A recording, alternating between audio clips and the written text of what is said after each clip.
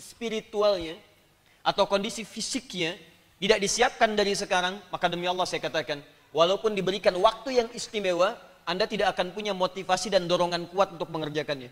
Kalau Anda disampaikan pada waktu momentum ini, yang dosa bisa diampuni, taubat diterima, amalan berlipat ganda jadi jihad. Kalau Anda wafat berpeluang masuk surga. Anda belum serius juga, itu tandanya Anda yang tidak ingin masuk surga. Riyatan thayyibah. Ya Allah, mereka mengatakan aku nggak mungkin punya keturunan. Mereka bilang istriku tidak punya keterbatasan, ya Allah. Mustahil punya keturunan. Dia monofus, dia divonis mandul. Saya pun sudah letih, saya sudah berambut putih dan sebagainya. Mereka katakan mustahil. Tapi saya yakin kau yang tidak punya batas. Innaka sami'ud du'a. Mohon berikan darimu saja ya Allah, bukan dari yang lain. Engkau pasti mendengar doa hamba. Kalau pada yang maha mendengar saya tidak mengabulkan, lantas kepada siapa lagi hamba mesti bermunajat? Anda tahu apa yang terjadi? Begitu bermohon seperti itu, lihat ayat 39-nya, seketika langsung dikabulkan.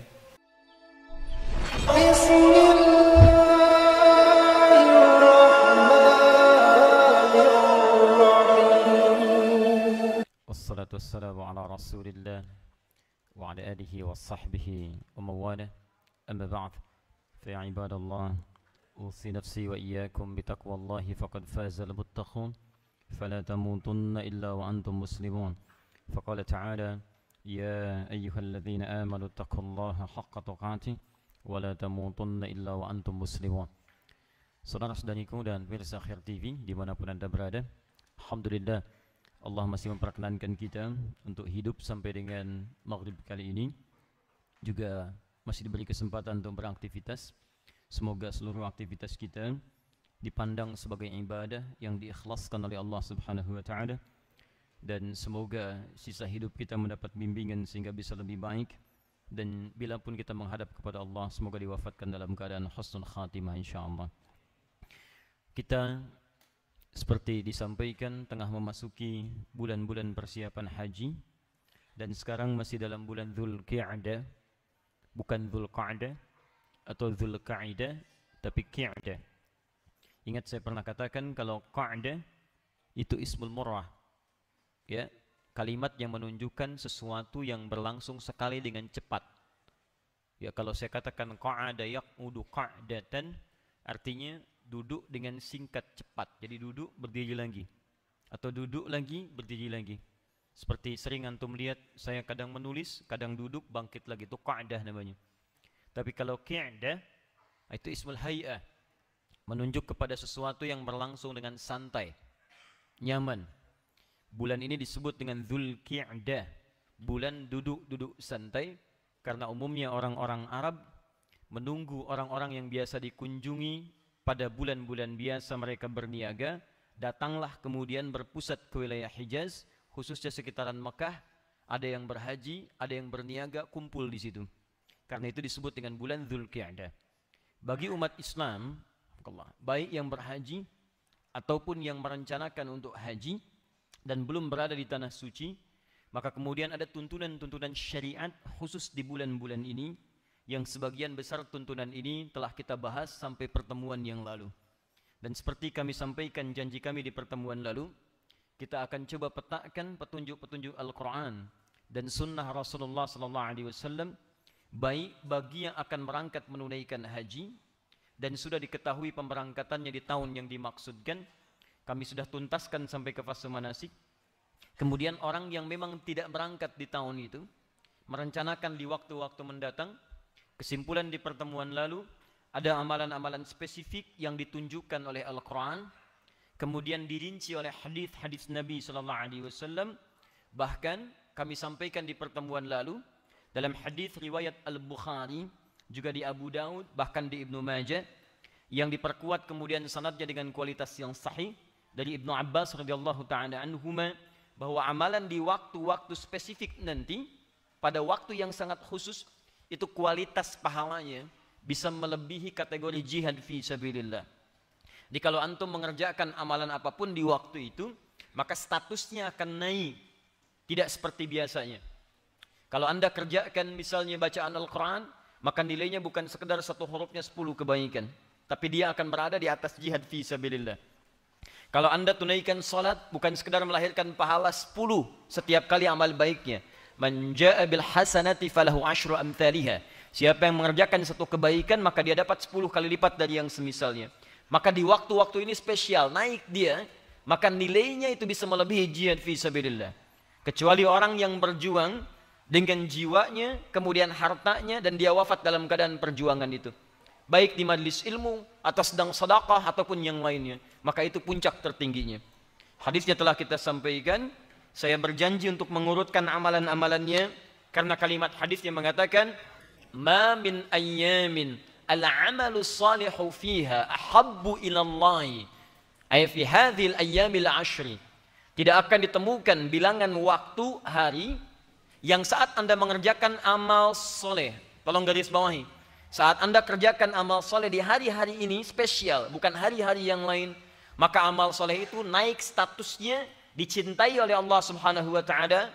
Bahkan nanti di akhir hadis Nabi mengatakan nilainya akan lebih dari jihad fi sabilillah. Itu adalah amalan yang dikerjakan di 10 hari pertama di bulan Dzulhijjah. Maka amalan ini kami sampaikan di pertemuan lalu, statusnya akan dicintai oleh Allah.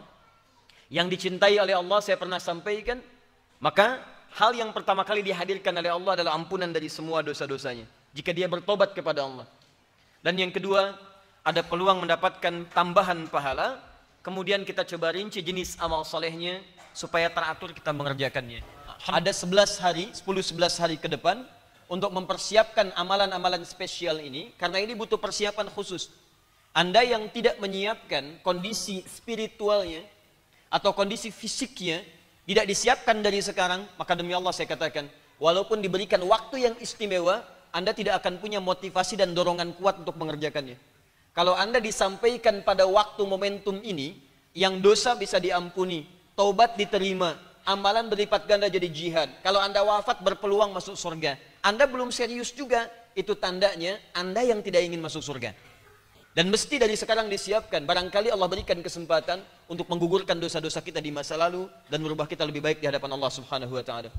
Jadi saya sarankan, mohon izin ya, kalau ada peluang beramal dan kita sanggup mengerjakannya, jangan tunda, karena belum tentu ia akan kembali memberi kesempatan pada kita mewujudkannya.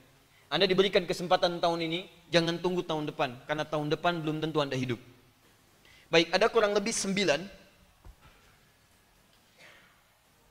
amalan yang secara spesifik bisa kita rinci pada awal bulan Dzulhijjah. Dan 9 amalan ini secara umum akan dikerjakan pada tanggal 1 sampai dengan 9 Dzulhijjah. Sebagiannya ada yang dilengkapi di tanggal 10-nya.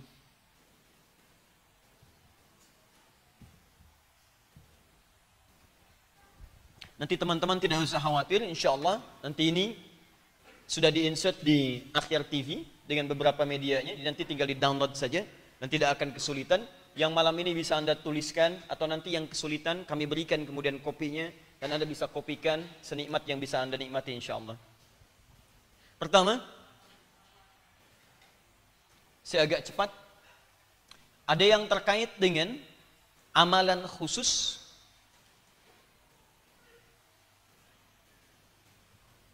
Yang kedua, ada yang terkait dengan amalan umum. Secara garis besar di pertemuan pekan lalu sudah kami sampaikan beberapa bagian ini. Fokus. Ada amalan khusus, ada amalan umum. Yang dimaksud amalan umum adalah amalan yang umumnya bisa mudah dikerjakan oleh setiap muslim.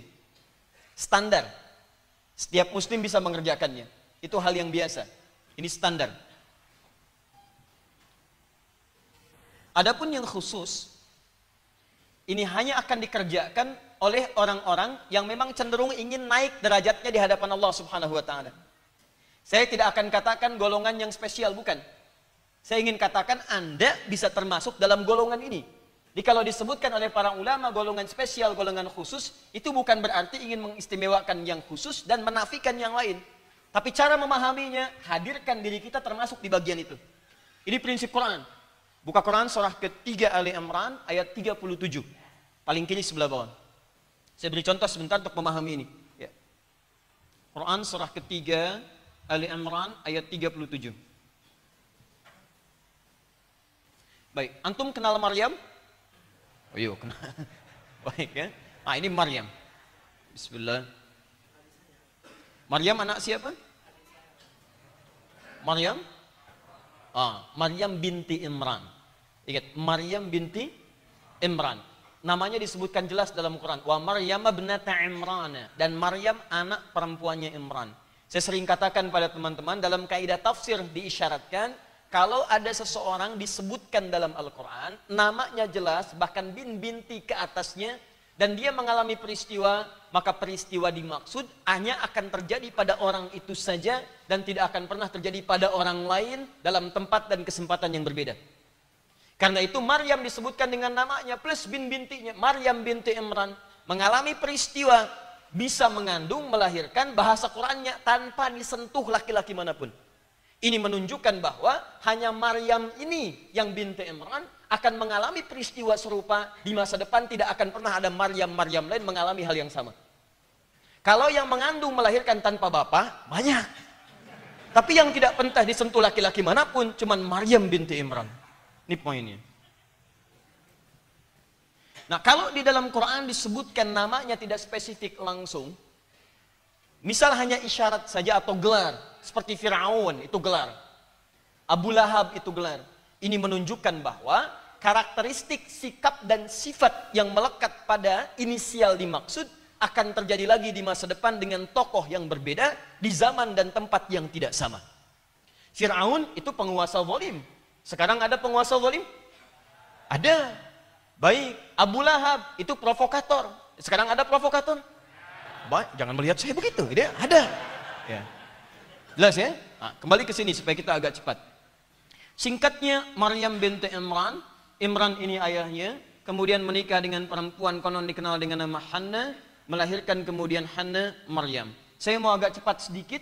Ketika Maryam kemudian dikandung oleh ibundanya, maka ibunda sudah bermohon kepada Allah dan dinazarkan supaya anaknya spesifik mendekat kepada Allah Subhanahu wa taala.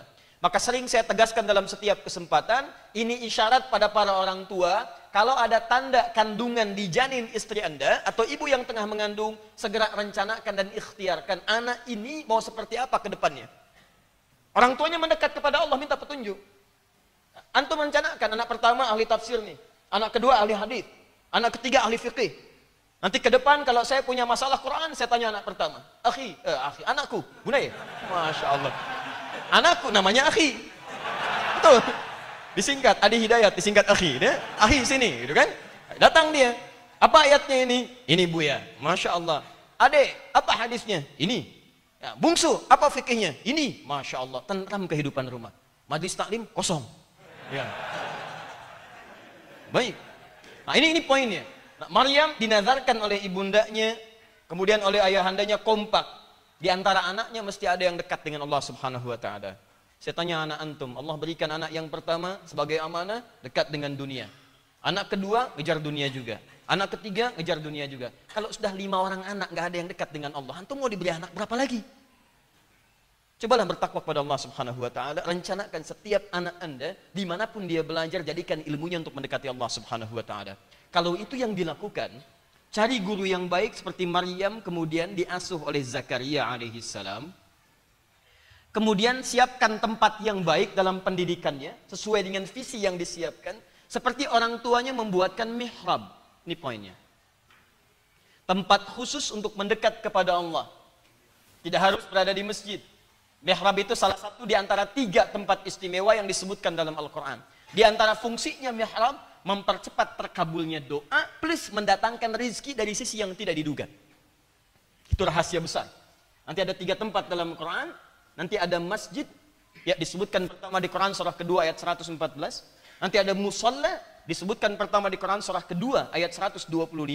Kemudian yang ketiga ada mihrab. Ini yang pertama disebutkan di Quran surah ketiga Ali Imran ayat ke-37. Saya tidak mau berbincang tentang ini. Yang saya ingin bincangkan adalah, perhatikan kalimatnya. Setiap Nabi Zakaria mengantarkan kebutuhan Maryam yang sedang ibadah di mihrab, mendekat kepada Allah. Tiba-tiba apa yang terjadi? Semua yang dibutuhkan sudah ada di mihrabnya, bahkan sebelum Nabi Zakaria mengantarkannya. Perhatikan ayat ke-37-nya. Fataqabbalaha rabbuha biqabulin hasanin wa ambataha nabatan hasana wa kafalaha Zakaria. Jika orang tua sudah berikhtiar dengan baik sejak di kandungan, Doanya dimaksimalkan, dicari orang baik untuk mewujudkan visinya, dicarikan tempat terbaik untuk mendidiknya, maka Allah akan terima semua ikhtiar orang tua itu. Jadi kalau Anda jadi orang tua yang dekat dengan Allah, Anda rencanakan anaknya, cari guru yang benar, cari tempat yang baik, sekolah yang mendekatkan dengan Allah, maka semua ikhtiar Anda akan diterima oleh Allah Subhanahu wa taala. Ketika diterima, wa ambataha nabatan hasana, maka Allah akan menjaga anak Anda sampai dia tumbuh mendekat kepada Allah Subhanahu wa taala. Anda bisa menjaganya di dalam rumah, tapi siapa yang memastikan anak Anda mendapatkan teman terbaik ketika di sekolahnya? Rizki yang halal, makanan yang benar ketika dia belajar. Karena tak jarang orang tua mendidik di rumah, tapi anak mendapat pengaruh yang tidak baik di luarnya. Maka teman-teman, nanti banyak kisah di Quran, di lain kesempatan saya akan kisahkan bagaimana kisah orang tua menitipkan anaknya kepada Allah, dan ketika direncanakan pembunuhan kepadanya, Allah lah yang menjaga sampai dia jadi orang besar di kemudian hari. Baik. Kembali ke sini. Kullama dakhala 'alaiha Zakaria al-mihraba wajada 'indaha rizqa. Setiap Nabi Zakaria akan mengirimkan kebutuhan Maryam di mihrabnya, sudah ada di dalamnya rizki. Rizqa, makanan itu rizki. Masya Allah. Pakaian itu rizki. Mau ngantar makanan, makanan sudah ada di dalamnya. Kalau musim jeruk ada jeruk, itu biasa. Bukan musim jeruk, ada jeruk, itu yang tidak wajar. Masuk ada. Ketenangan itu rizki. Tenang orangnya. Ingat, rizki itu jangan selalu diartikan teman-teman sekalian dengan harta yang dipegang. Ketenangan tidak dipegang, tapi itu rizki kadang lebih penting daripada yang dipegang. Ayo antum, pilih mana? Kaya tapi gelisah, atau miskin tapi tenang? Tidak ada yang ketiga, jangan nekat. Pilih ketiga, keluar dari sini. Kaya tapi gelisah, atau miskin tapi tenang? Semoga Allah ampuni dosa antum. Ayo sini. Dan saya juga. Fokus. Keturunan itu rizki. Awas, keturunan itu rizki. Yang mau saya sampaikan, begitu mendapati ini semua bingung Nabi Zakaria. Pada saat itu heran maksudnya, bertanya, Ya Maryamu anna laki hadha. Maryam, dari mana semua ini? Setiap saya antarkan sudah ada. Beliau mengerti sebetulnya ini dari Allah, paham. Tapi beliau ingin mengkonfirmasi kembali, dari mana, bagaimana cara mendapatkan ini? Amalan kamu apa? Apa kata Maryam? Qalat huwa min indillah. Ini semua dari Allah. Nah, kalimat ini yang mau saya bagi dengan kita semua. Perhatikan poinnya. Innallaha yarzuqu may yasha bighairi hisab. Allah akan memberikan rizki pada siapa yang ia kehendaki tanpa batas. Perhatikan, kalimat Quran yang mengatakan Allah akan memberikan rizki pada siapa yang dikehendaki. Nah, ini kan khusus. Tidak semua orang bisa meraih itu. Apa antum kira antum di kamar, astagfirullah, astagfirullah, astagfirullah, apal ya Allah, apal, ada apal? Belum tentu. Belum tentu. Ini kekhususan. Ada orang mengamalkan amalan tidak dapat ini. Ada orang mengamalkan satu amalan mendapatkan kekhususan. Maka kalimat Qur'annya ketika mengabadikan kalimat Maryam mengatakan, Innallaha yarzuqu may yasha. Allah memberikan rizki pada siapa yang dia kehendaki, bighairi hisab, tanpa batasan. Perhatikan cara baca Nabi Zakaria. Nabi Zakaria tidak menyimpulkan berarti Maryam dikhususkan dan saya tidak mendapatkan bagian itu. Cara baca Nabi Zakaria, kalau Maryam mendapatkan kekhususan itu dan dikehendaki oleh Allah, bagaimana caranya saya supaya menjadi yang dikehendaki seperti Maryam? Itu cara bacanya. Maka disimpulkan oleh Nabi Zakaria, barangkali mihrab ini. Saya belum ada mihrab, Maryam punya mihrab. Maka disitulah kemudian di mihrab itu Nabi Zakaria salat bermohon kepada Allah. Di mihrabnya. Sebelumnya berdoa biasa, doa. Diabadikan di Quran surah 19 dengan nama Maryam. Dari ayat kedua sampai dengan ayat 11-nya. Tapi yang paling menarik, belum ada jawaban. Begitu kemudian di mihrab dilakukan seperti Maryam mengerjakannya. Ayat 38-nya, buka paling kanan sebelah atas. Hunalika da'a Zakaria rabbah. Di mihrab itu Nabi Zakaria kemudian mulai bermohon kepada Allah Rabbnya. Qala rabbi habli min ladunka dzurriyyatan thayyibah. Beliau berkata, ya Allah, yang memberi tanpa batasan. Sifat Allah memberi tanpa batas disebut dengan Wahhab namanya. Ini adab dalam Al-Quran. Kalau Anda ingin bermohon, di antara adabnya, cari kalimat-kalimat nama-nama Allah yang mulia. Al-Asma'ul Husna sebelum permohonan. Itu ada kaidahnya di Quran surah ke-17, ayat 110 sampai 111. Fokus di ayat 111-nya. Ya. Qulid'ullaha awid'ur rahman. Jika Anda punya masalah, persoalan, jangan mengeluh, kata Quran. Ingat, kalau ada ayat perintah keluhan, saya orang pertama yang akan mengeluh pada masa ini. Tapi tidak ada ayat keluhan, kata Allah, daripada mengeluh, katakan, ya Allah, minta. Sebut namanya. Anda keluar mau berangkat ke sini, tiba-tiba macet. Jangan mengeluh. Ya, macet. Bikin status ceklik, maunya sih kali Ihsan, cuman macet.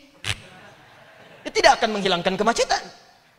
Sebut nama Allah, ya Allah. Minta, mohon, berdoa. Awir Rahman, tak sebut namanya. Tapi yang hebat, lihat ujung ayatnya. Ayyamma tada'u falahul asma'ul husna. Kapanpun Anda punya permintaan, maka Allah punya nama spesifik yang indah terkait dengan kebutuhan Anda itu. Kalau sedang susah, sebut namanya Al-Fattah. Ya Allah, ya Al-Fattah. Iftah li abwabal khair. Kalau Anda sedang mendambakan rezeki, sebut namanya Ya Razzaq. Kalau yang ada iseng di pekerjaan, Anda minta dilindungi, sebut namanya Ya Al-Malik, Ya Al-Jabbar. Kesulitan banyak, sebut namanya Ya Sabar. Nggak usah disebut semua, nanti Anda repot. Ya Allah, Ya Al-Malik, Ya Al-Qudus, Ya Rahman, Ya Rahim, dan sebagainya. Anda nggak minta, dikasih, repot Anda. Cari yang sesuai. Nah, Nabi Zakaria divonis oleh medis dan klinis, tak mungkin punya keturunan. Kata mereka fisiknya sudah letih, rambutnya memutih, dan istrinya divonis monofos dan mandul, mustahil punya keturunan secara medis. Tapi beliau menyebut nama Allah yang memberikan tanpa batas, yang tanpa ada sifat mustahil. Namanya Wahhab. Kalau ingin dipercepat, minta dengan tolabul amri, permohonan mendesak. Maka singkat kalimat Wahhab dengan Hab namanya. Hab, Hab, Hab. Rabbi habli, habli. Kalau yang diminta untuk banyak, hablana, Rabbana hablana. Beliau memohon di mihrab langsung mengatakan, hunalika da'a Zakaria Rabbah. Qala Rabbi habli min ladunka dzurriyyatan thayyibah. Ya Allah, mereka mengatakan aku nggak mungkin punya keturunan. Mereka bilang istriku tidak punya keterbatasan, ya Allah. Mustahil punya keturunan. Dia monofus, dia divonis mandul. Saya pun sudah letih, saya sudah berambut putih dan sebagainya. Mereka katakan mustahil. Tapi saya yakin kau yang tidak punya batas. Innaka sami'ud du'a. Mohon berikan darimu saja, ya Allah, bukan dari yang lain. Engkau pasti mendengar doa hamba. Kalau pada yang maha mendengar saya tidak mengabulkan, lantas kepada siapa lagi hamba mesti bermunajat? Anda tahu apa yang terjadi? Begitu bermohon seperti itu, lihat ayat 39-nya, seketika langsung dikabulkan. Fanadatul malaikah, tanpa jeda pakai fa, harfu atfin rabitin baina syai'aini bila hudud. Huruf fa, huruf menyambungkan dua peristiwa tanpa jeda. Peristiwa pertama berdoa, peristiwa kedua dikabulkan doanya. Antara berdoa dengan dikabulkan tidak ada jeda. Jadi begitu selesai berdoa, seketika dikabulkan. Fanadatul malaikatu wa huwa qa'imun yusalli fil mihrab. Tiba-tiba dikabulkan doanya seketika, sedangkan beliau baru selesai berdiri. Berdoa, belum selesai doanya, belum selesai salatnya. Baru berdiri, selesai doa, turun malaikat mengatakan, Annallaha yubashshiruka bi Yahya. Allah kasih kabar gembira, Anda akan punya anak, bahkan namanya langsung dari Allah Yahya. Artinya hidup. Yang mustahil menurut manusia, lahir dari rahim seorang perempuan yang menofus dan mandul bayi hidup, kata Allah, kamu panggil saya yang tidak punya batas, saya berikan yang mustahil menurut manusia. Maka kalau nanti saat Dzulhijjah ada amalan-amalan khusus mayyasha, maka maksudnya bukan untuk mengkhususkan sementara orang, tapi itu dorongan kepada kita untuk naik derajat menjadi orang yang dimaksudkan dalam kategori khusus itu. Paham maksudnya? Baik, jadi kalau nanti saya sebutkan khusus kemudian umum, ini yang standar, ya, maka naikkan level kita dari yang standar kepada yang khusus. Siap insya Allah? Baik, Dzulhijjah tahun kemarin umum, sebelumnya umum, sebelumnya umum. Kalau tahun ini belum menaikkan derajat kita pada yang khusus, antum mau tunggu berapa tahun lagi? Nah, sekarang kalau sudah paham ini, mari kita turunkan. Bismillah. Ini sudah 3 kali kajian spesial, saya nulis, ngapus sendiri, Masya Allah, luar biasa. Ya, derajat khusus ini. Masya Allah. Tidak mau yang naik derajat, dari umum melihat saja menjadi menghapus. Hampir rata-rata kategori umum. Standar. Sini, 1. Kita mulai amalannya, A. Amalan pertama, salat. Saya tuliskan salat.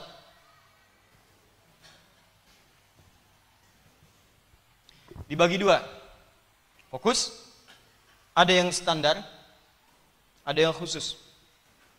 Kalau antum ambil yang standar, ambil 40 rakaat. Seperti saya sampaikan pertemuan lalu. Ini umum, standar. 40 rakaat. Turunannya, detilnya, nanti sudah dirinci di sini. Detilnya 17 rakaat yang salat wajib, fardu, dari subuh sampai isya. 12 rakaatnya rawatib, dan 11 rakaatnya ini yang standar salat tahajud atau salat qiyamul lail malam. Ini standar. Awas, saya sebut standar untuk amalan-amalan di bulan Dzulhijjah. Hati-hati ya. Jadi kalau antum misalnya bulan Dzulhijjah, alhamdulillah sudah bisa tahajud malam ini, standar. Paham ya? Baik. Jadi kalau rawatib 12 rakaat, 2 rakaat sebelum subuh, 4 sebelum zuhur, 2 setelah zuhur, jadi 6. Kemudian 8, 2 setelah maghrib, 10, dan 2 setelah isya. Jadi kalau antum ketinggalan 2 sebelum misalnya subuh, maka antum mendapatkan 10. Baik. Karena itu 40 dikurangi 2 berapa? 38. Berarti hari itu antum sedang di bawah standar. Ya. Itu ban ke bawah lah, di bawah standar. Ini ya. Jaga ini, jaga. Biasakan. Kalau antum sudah biasakan hari pertama, hari kedua, hari ketiga, nanti kalau ingin lebih detail lagi, turunkan ini sebagai amalan khusus spesifik. Misal, nanti 1 sampai tanggal 9 turunkan tanggalnya. Tanggal 1, tanggal 2, tanggal 3 sampai dengan tanggal 9 Dzulhijjah. Di sini sama dengan berapa Agustus. Hari pertama sholat, tuliskan di sini. Ya, fardunya sampaikan. Kalau fardu ini otomatis dikerjakan. Baik. Kemudian rawatibnya ini. Kemudian tahajudnya ini. Kalau di malam yang pertama antum ketinggalan tahajud misalnya, kalau dikerjakan checklist begini. Kalau tidak dikerjakan tanda tanya seperti ini. Tulis yang besar. Tuliskan sampingnya lagi. Sampingnya. Kamu masih merasa berkurang dosa? Menurut kamu sedikit dosa? Duhai kamu yang ingin masuk surga Firdaus? Nah, tuliskan. Paham ya? Hei jiwa yang sudah merasa hebat, tuliskan di sini. Sampai berani meninggalkan tahajud, tuliskan. Utsman kayanya sampai sekarang masih ada, dia tahajud. Kamu nggak sekaya Utsman, aset nggak ada, nggak tahajud. Kamu siapa? Gitu. Tulisin lagi. Paham ya? Baik. Teruskan sini. Amalan khusus. Tambahkan di luar yang 40 ini. Yang mutlak. Syuruk. Ingat cara berpikirnya begini. Cara berpikirnya adalah setiap amal yang dikerjakan statusnya naik, bukan pahala biasa. Levelnya naik, dicintai oleh Allah, dan pahalanya bisa setaraf atau bahkan lebih dari jihad fisabilillah. Syuruk itu kalau dikerjakan, pahalanya bisa senilai haji dan umrah. Sempurna. Tapi kalau antum kerjakan di hari-hari ini, naik status di atas jihad fisabilillah. Jadi kalau antum kehilangan satu syuruk awal duha, 1 hari saja, antum kehilangan pahala senilai jihad fisabilillah. Dan harus tunggu tahun depan lagi. Paham ya? Duha, syuruk itu awal duha. Pertengahan duha, akhir duha, silahkan. Syuruk 2 rakaat. Ya, jangan terlampau soleh. Cukup 2. Tapi syaratnya tunggu setelah subuh berjamaah. Ya. Man shalal ghadata fil jama'ati, siapa yang menunaikan salat subuh dalam berjamaah. Wa fi riwayatin fil masjid, salatnya ditunaikan di masjid. Thumma yaqudu yadhkurullaha, kemudian tidak langsung pulang, duduk dulu, zikir kepada Allah. Zikir itu banyak. Ya, maaf, baca Quran itu zikir. Quran disebut dengan zikir. Quran surah 15 ayat 9. Inna nahnu nazzalna dzikra wa inna lahu lahafizun. Kami yang telah turunkan Al-Quran sebagai zikir. Ba'da subuh ambil mushaf, baca Quran, zikir. Bisa kalimat thayyibah, subhanallah, alhamdulillah, Allahu akbar, itu zikir. Dalilnya Quran surah keempat An-Nisa ayat 103, paling kanan pertengahan. Ya, fa idza qadaytumus salata fadhkurullaha. Kalau Anda selesai menunaikan salat, segera berzikir kepada Allah. Ya, bisa lagi menghafal Quran. Kalau mushaf tidak ada, hafalan keluarkan, boleh. Dalilnya Quran surah ke-54 ayat 17, ayat 22, ayat 32, ayat ke-40. Walaqad yassarnal Qur'ana lidzikri fahal min muddakir. Kami telah mudahkan Al-Quran sebagai zikir. Zikir di situ yang dimaksudkan hafalan. Jadi kalau ada orang menghafal Quran, dia sedang zikir. Boleh berdoa, doa itu zikir. Dalilnya Quran surah ke-7 Al-A'raf ayat 205. Ya, wad'u rabbaka tadarruan wa khifatan wadhkur bimakna wadhkur rabbaka fi nafsika tadarruan wa khifatan wa dunal jahri minal qaul. Ayo berzikir, doa, mohon kepada Rabbmu dengan penuh kekhusyuan dan penuh harap pada Allah Subhanahu wa taala. Doa itu bagian dari zikir. Atau minimal sebut nama Allah dengan kalimat-kalimat Asmaul Husna dengan kalimat yang banyak. Dalilnya Quran surah kedua Al-Baqarah ayat 152. Fadhkuruni adzkurkum. Engkau sebut saya pun menyebut engkau. Zikir. Hatta bidayatul duha, sampai muncul awal duha. Awal duha disebut dengan syuruk. Pergerakannya disebut dengan isyraq. Thumma yusalli rak'ataini, kemudian dia tunaikan salat 2 rakaat. Fakana alaihi ka ajri hajjin wa umratin, maka dia mendapatkan pahala senilai haji dan umrah. Sempurna, sempurna, sempurna. Hadisnya sahih, diriwayatkan oleh Imam At-Tirmidzi. Teman-teman, dikerjakan di waktu yang ini dapat tambahan pahala lebih dari jihad fi sabilillah. Pertengahan duha 4 rakaat. Boleh, silakan. 2 sampai 4. Ke akhir duha 4 sampai 8, boleh. Ada lagi salat mutlak yang lain, misal tadi sebelum subuh sudah. Setelah subuh tidak ada, rentangnya ke zuhur, itu tadi salat duha. Zuhur sebelum ada 4, setelah ada 2. Baik, asar. Asar ada qabliyah? Ada atau tidak? Yang bilang ada angkat tangan. Yang tidak angkat tangan. Yang wallahu a'lam. Baik. Ada dan tidak mesti bersandar pada dalil. Setiap ibadah mesti ada dalilnya. Ad-dinu huwa dalil. Dalilnya di hadis riwayat Abu Daud. Ya? Hadis riwayat Abu Daud dari Ibnu Umar radhiyallahu taala anhuma. Ibnu Umar. Beliau menyampaikan qala Rasulullah sallallahu alaihi wasallam. Perhatikan kalimatnya. Rahimallahu ra'an shalla qabla al-'ashri arba'an. Allah akan merahmati seorang hamba yang menunaikan salat sebelum asar 4 rakaat. Boleh kalau antum ingin tunaikan 4 rakaat, silahkan, tidak ada masalah. Ya, tunaikan bisa 2 rakaat, bisa kemudian 4 rakaat sekaligus. Kalau diduga oleh orang lain tidak terbiasa 4 rakaat sekaligus, seperti qabliyah zuhur yang 4 rakaat, maka antum tunaikan 2-2. 2 rakaat salam, 2 rakaat salam, supaya tidak diduga oleh orang awam sebagai zuhur yang diawalkan atau asar yang diawalkan. Siapa tuh udah sholat? Iya, orang baru, sesat kali ya. Sesat, Masya Allah. Padahal antum sedang mengerjakan sunnah, dibilang sesat. Ya, baik. Ditanya, kenapa bapak sholat ini? Sunnah. Dari mana? Hadis Nabi, jangan bawa-bawa Nabi. Wah, ada itu. Ya, yang seperti itu 2 rakaat dulu, 2 rakaat dulu. Paham? Tayyib. Kemudian maghrib. Ba'da maghrib ada. Sebelum maghrib? Ada atau tidak? Ada. Hadisnya masih dari Ibnu Umar radhiyallahu taala anhuma. Ya, kata Nabi, "Shallu qabla al-maghrib rak'ataini." Salatlah kalian sebelum maghrib 2 rakaat. Wala tattakhidhuha sunnatan. Cuma bedanya dalam hadis tentang salat sunnah qabliyah maghrib ini ada catatan di ujungnya, tapi jangan dibiasakan. Wala tattakhidhuha sunnatan, tapi jangan dibiasakan. Kata para ulama hadis, catatan ini memberikan kesan kepada kita bahwa 2 rakaat sebelum maghrib ini karena waktu maghrib sangat singkat, mepet ke isya. Ini yang dimaksudkan adalah kalau memang dalam jangka waktu menunggu iqamah itu ada kegiatan-kegiatan lain yang sekiranya dengan kegiatan itu menjadikan jeda maghrib semakin panjang. Misal, ada orang tawaf di Masjidil Haram. Ya, tawaf, adzan Allahu Akbar, siap-siap masih ada yang tawaf. Baik, menunggu ke arah iqamatnya, mereka mesti rapih dulu. Sambil menunggu itu, karena menunggu orang selesai kemudian dikondisikan, masanya masih cukup jauh. Baca Quran sudah, berdoa sudah, daripada melakukan tindakan yang tidak penting, tidak banyak manfaat, lebih baik tunaikan salat maghrib, qabliyah maghrib 2 rakaat. Paham? Ya, daripada mengerjakan yang tidak penting. Ceklik, dekat Ka'bah. Sedang menunggu maghrib di depan Ka'bah. Habis pahala. Jelas ya? Tapi kalau antum kembali ke tempat masing-masing, waktunya mepet, tidak ada kesibukan seperti yang tadi, tidak ada situasi sempat yang sama dengan yang tadi, maka disegerakan iqamat, lebih baik langsung tunaikan sholat maghribnya. Ini yang dimaksudkan. Jelas ya? Ada misal kondisi yang mirip-mirip. Datang ke masjid, sudah tahiyatul masjid, adzan sendiri, selesai adzan sendiri, nunggu, belum datang juga. Ya, kemudian antum baca Quran, belum datang juga. Kan? Zikir lagi, belum datang juga. Maka silahkan tunaikan 2 rakaat sambil menunggu makmum yang ada. Belum datang juga setelah 10 menit, tunggu sebentar, 15 menit, maka antum iqamat sendiri.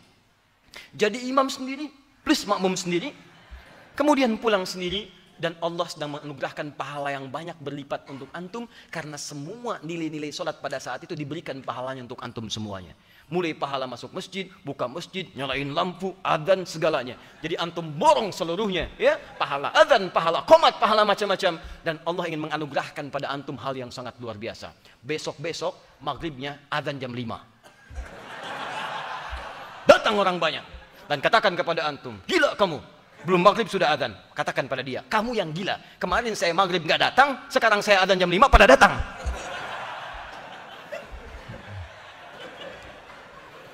Baik ya, sementara kita cukup dulu karena waktu Isya sudah tiba. Kita kondisikan untuk menunaikan sholat Isya dulu. Dan biasa dimanapun Anda berada, insya Allah kita lanjutkan setelah menunaikan sholat Isya berjamaah. Subhanakallahumma wabihamdika asyhadu an la ilaha illa anta astaghfiruka wa atubu ilaik. Assalamualaikum warahmatullahi wabarakatuh. Alhamdulillah. Wassalatu wassalamu ala Rasulillah wa ala alihi wa sahbihi wa mawalahu ba'd. Ikhwas sekalian dan pemirsa Khair TV dimanapun Anda berada, alhamdulillah kita telah menunaikan salat Isya berjamaah waktu Indonesia bagian Barat, terhubung langsung dari Masjid Al-Ihsan, Pondok Timur Mas, Wilayah Kastia, Bekasi. Kita bermohon pada Allah semoga salat kita semua diterima oleh Allah Subhanahu wa taala. Sebelum kita lanjutkan, kami menghimbau kepada seluruh jamaah yang hadir baik di dalam masjid ataupun di area sekitaran masjid untuk kita mengondisikan berbagi space dan juga berbagi keadaan supaya bisa berlangsung kita semua ta'limnya nyaman seperti halnya kita langsungkan dalam setiap pekan-pekan yang kita jalani. Kalau ada yang masih berdiri, berikan kesempatan untuk mendapatkan tempat duduk yang baik. Kalau kemudian ada yang haus juga silahkan di-share ya minuman-minuman yang bisa disampaikan. Dan dari panitia di masjid kalau ada aqua atau apa yang sudah disiapkan dibagikan saja.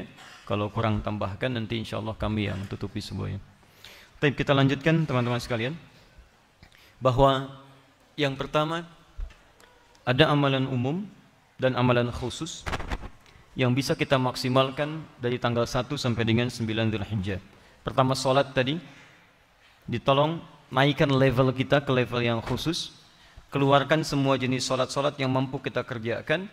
Lalu saya yakin insya Allah teman-teman semua bisa terukur dan baik, tapi akan lebih baik kalau sekiranya itu coba dituliskan sehingga amalan kita bisa terukur dengan lebih sempurna. Dua, ada yang terkait dengan Al-Quran.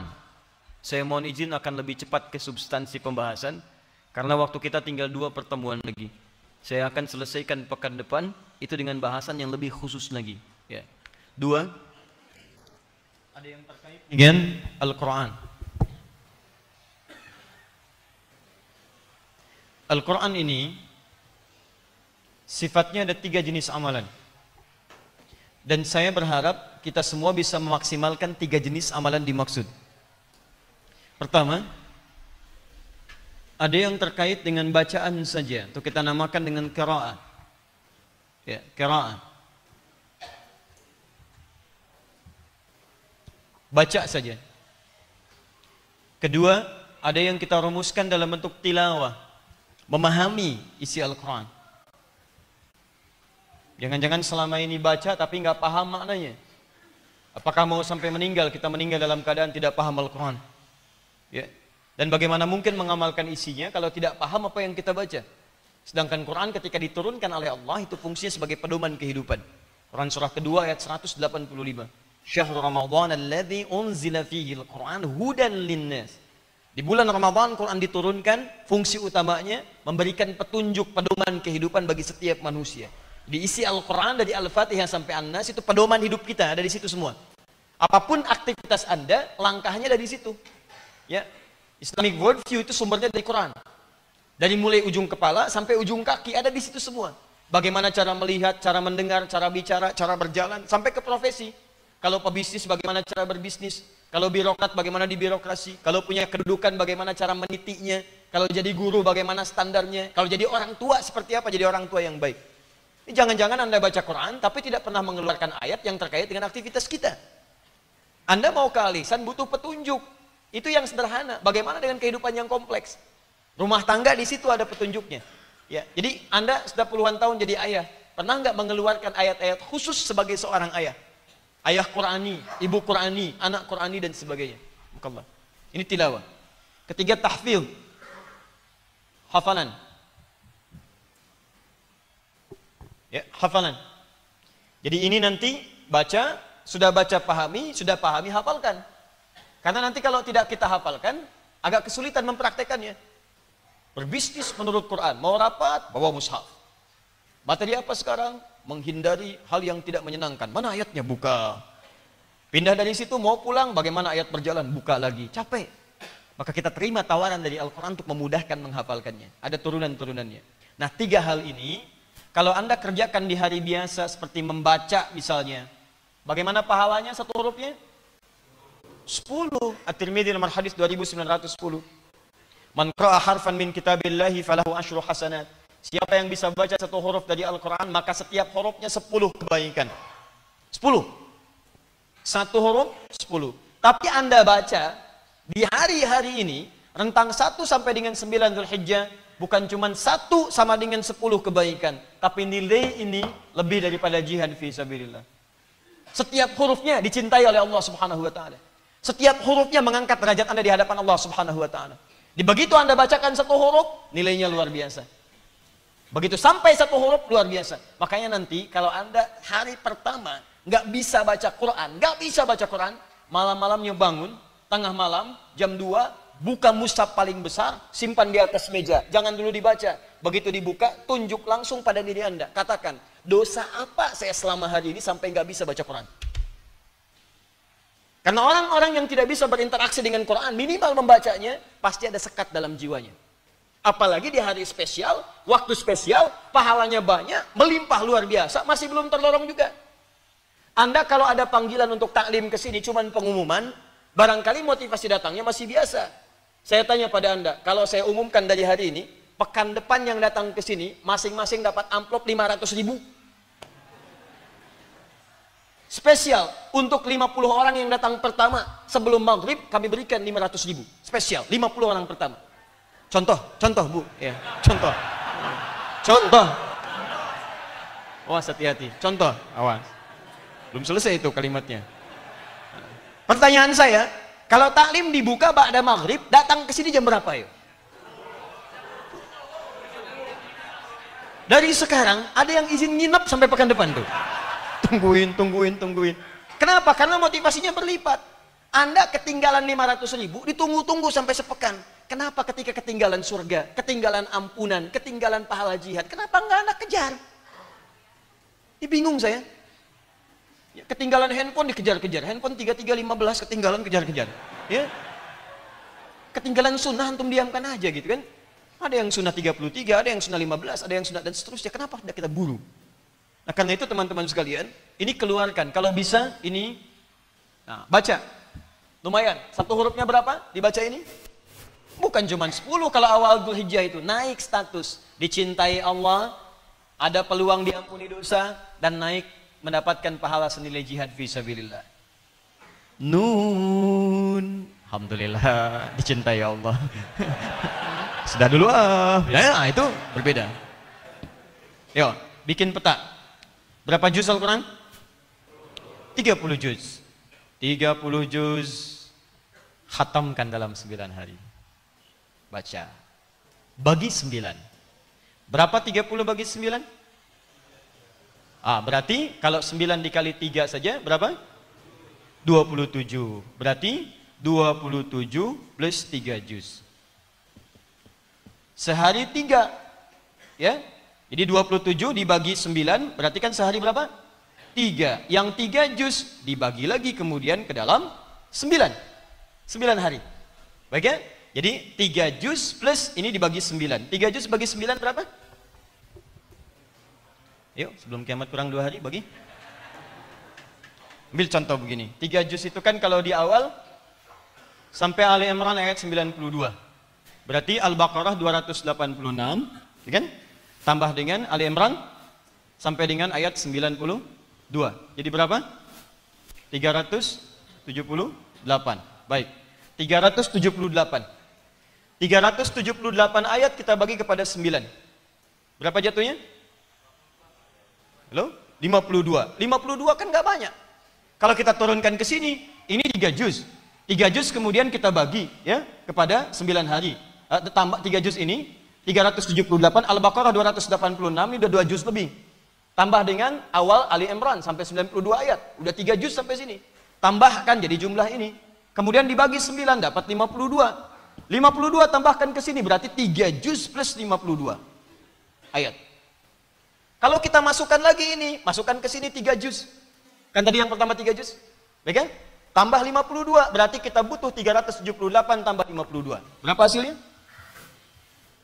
Kosong, naik ke sini 1. 8 tambah dengan 5, 13. Naik ke sini 1, 430. 430 ayat dalam sehari. Sanggup insya Allah? Jangan bayangkan 430-nya. Kalau mau cepat, bagi 5. 430 dibagi 5. Berapa? Ayo cepat. 86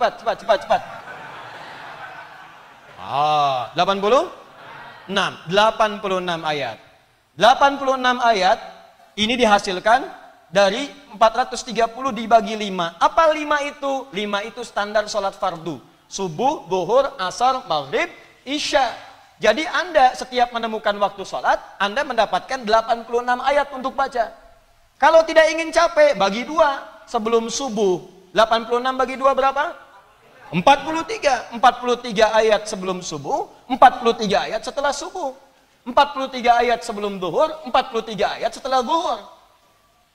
Sederhana, gampang. 43 ayat berapa lama sih bacanya?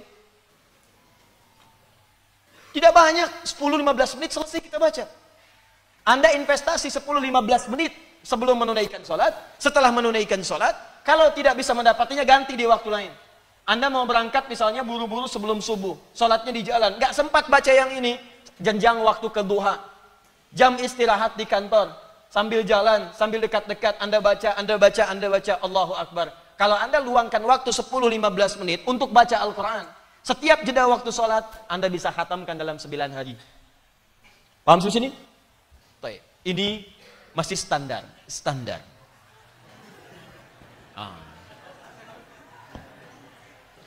Jadi kalau Anda, ya betul standar. Ya coba Anda untuk pekerjaan saja, Anda bisa datang 1 jam sebelumnya. Bukanlah. Ada orang untuk mendapatkan sesuatu datang setengah jam sebelumnya. Yang paling hebat, konser sesuatu, konser musik, bayar. Masya Allah, 25 juta, tiket spesial, bayar, habis. Bukan? Yang kelas biasa, habis juga, bayar, gak dapat apa-apa. Ini Anda dibayar, masa gak mau? Dan saya berikan satu hal, ketika Anda jadi ahli Quran, maka Allah akan memuliakan Anda seperti Allah memuliakan sifat Al-Quran. Dengar baik-baik. Al-Quran itu diturunkan di waktu yang mulia, Ramadan. Begitu Quran turun di bulan Ramadan, Ramadannya ikut mulia. Quran diturunkan di hari Jumat. Begitu Jumat diturunkan, Jumatnya ikut mulia. Sayyidul Ayyam. Quran diturunkan di satu malam, malamnya ikut mulia. Lailah Mubarakah. Turun Lailatul Qadar di malam itu. Quran diturunkan diantaranya lewat malaikat Jibril. Malaikatnya ikut mulia. Jadi Sayyidul Malaikat. Quran diturunkan pada Nabi Muhammad. Nabi Muhammad jadi mulia. Jadi Sayyidul Anbiya wal Mursalin. Quran diturunkan di Mekah, Mekahnya ikut dapat berkah sampai dengan sekarang. Quran diturunkan sebagian di Madinah, Madinahnya dapat berkah. Karena itu, jika Quran sudah dijadikan ahli dalam satu tempat, dalam satu keluarga, satu masyarakat, maka Allah turunkan kemuliaan pada tempat yang dimaksudkan dan orang-orang yang dimaksudkan. Anak Anda ahli Quran, maka orang tuanya akan mendapatkan bagian dari keberkahan. Saya sering katakan, Fajar yang hafal Quran, bapaknya ikut haji. Lah cek. Kamil Ahmad yang hafal Quran, bukan cuma ibunya, gurunya, pembimbingnya ikut haji. Jadi kalau antum mendapatkan bagian dari itu, maka keberkahan akan hadir di sekitarnya. Makanya tolong, apa yang kami telah sampaikan untuk syiar Quran, Anda yang jauh-jauh bikin komunitas, nanti kita linkkan. Ya insya Allah kita sedang godok dengan maksimal, ya supaya untuk memudahkan gambaran itu, sekarang kami sedang menyiapkan mushafnya dulu. Ya nanti begitu sudah siap, Anda kami akan undang dari utusan komunitasnya, mushafnya nanti kami berikan, dan insya Allah nanti kita linkkan dengan programnya. Mudah-mudahan sebelum berangkat sudah selesai insya Allah. Siap insya Allah? Siap. Ini standar. Jadi kalau 9 hari tidak khatam Quran, berarti Anda sedang di bawah standar. Nah, kalau mau di atas standar sedikit, naik. Maka teman-teman, tolong coba khatamkan dalam 6 hari. Biasa ini, 6 hari. 1 sampai 6, setiap harinya 5 juz. 5 juz, hari kedua 10 juz, hari ketiga 15 juz, 4, 5, 6, 30 juz. Maka gunakan sisa hari yang lainnya untuk melakukan amalan yang ini. Tilawah dan tahfidz. Tahfidz bisa bersamaan. Tilawah Anda bisa bagi. Misalnya 3 harinya saya untuk tilawah. Juz 30 saya mau tilawahi, bagi ke dalam 3 hari. Pahami artinya. Cara memahaminya begini. Jangan cuma terjemahan. Kalau terjemahan itu biasa. Kumpulkan kitab-kitab tafsir. Atau terjemahan dari tafsir kalau belum bisa baca Arabnya, kumpulkan terjemahan kitab tafsir, buku tafsir yang kira-kira bisa Anda dapati. Insya Allah murah. Anda dapat tafsir, Anda baca jadi pulsa sampai akhirat. Anda beli pulsa dunia hanya untuk memenuhi kebutuhan dunia Anda. Sekarang tafsir banyak yang murah-murah. 150.000 3 jilid. 3 jilid itu sampai mengantarkan akhirat Anda. Pulsa Anda dalam sebulan bisa 200.000. Cuman buat main TikTok, ngapain? Tak ketik.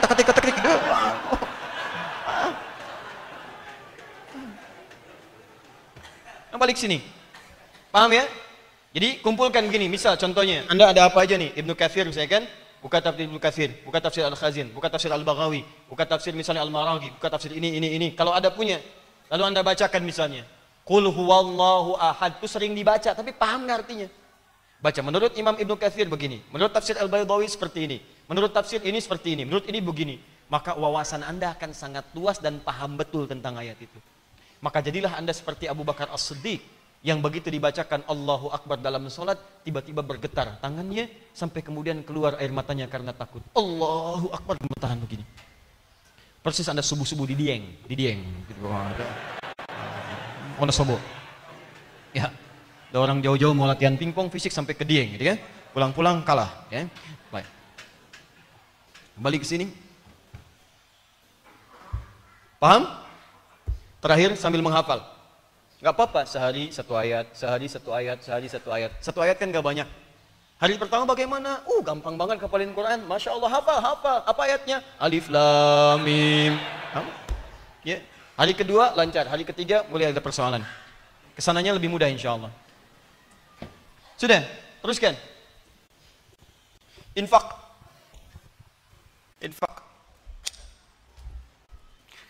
Infak itu pemberian yang bersifat materi. Ya, bersifat materi. Singkatannya disebut nafkah. Nafkah, singkatan dari infak. Makanya saya kurang sependapat kalau ada istilah nafkah batin. Itu berbeda. Jadi nafkah itu lebih kepada materi, sifatnya bisa uang, bisa makanan, bisa pakaian. Nah, itu nafkah infak. Sekarang kita tingkatkan dengan pola yang baik. Saat masuk kepada masa-masa ini maka tingkatkan infak. Karena sifatnya berupa materi, tidak setiap orang bisa mendapati itu di waktu yang ditentukan. Karena itu jauh-jauh hari sebelum masanya, sekarang masih 10-11 hari, kita usaha. Kira-kira mana yang terbaik yang bisa kita infakkan? Yang punya uang, ayo siapkan posnya dari sekarang. Yang belum punya, cari maksimalkan. Saya nggak ada uang nih sampai dengan yang akan datang. Pakaian, coba buka antum. Lemarinya coba lihat. Barangkali ada banyak pakaian yang sudah jadi koleksi, antum sendiri gak gunakan. Boleh jadi dititipkan oleh Allah di tangan Anda, supaya dengan tangan Anda mendapatkan pahala dari titipan Allah Subhanahu wa Ta'ala. Saya katakan cepat itu lakukan sebelum Allah titipkan pada tangan orang lain. Atau bahkan terjadi pada barang itu ketika tidak bermanfaat, Allah tidak berkehendak. Sudah, cuman banyak dikoleksi, musnah aja sekalian. Terjadilah kemudian musibah dan sebagainya. Paham ya? Ada makanan. Ya, saya sarankan perbanyak. Antum datang ke majlis ilmu walaupun cuma bawa aqua, ya, bawa misalnya kurma, dibagi dan sebagainya, atau yang kecil-kecil, yang menurut sementara orang tidak berharga, tapi barangkali disitulah surganya antum teman-teman sekalian. Disitulah surganya Anda. Tiba-tiba orang ke ta'lim kehausan, begitu mau pulang atau berangkat datang, Anda di kejauhan tiba-tiba mendatangi. Datang jeruk satu, Pak, ini buat menghilangkan haus. Masya Allah. Begitu dimakan, asam. Misalnya, nggak apa-apa. Pelan-pelan. Oh, asam ya Pak, Masya Allah. Begitulah Pak, ke surga itu seperti itu Pak rasanya. Kadang-kadang butuh ujian, kadang-kadang asam dan sebagainya. Insya Allah besok kalau sudah terbiasa dengan yang asam akan mendapatkan yang manisnya. Ya, kadang-kadang seperti itu ya. Kadang-kadang manis itu juga tidak terlalu penting. Yang penting setia. Sudah. Sudah. Teruskan.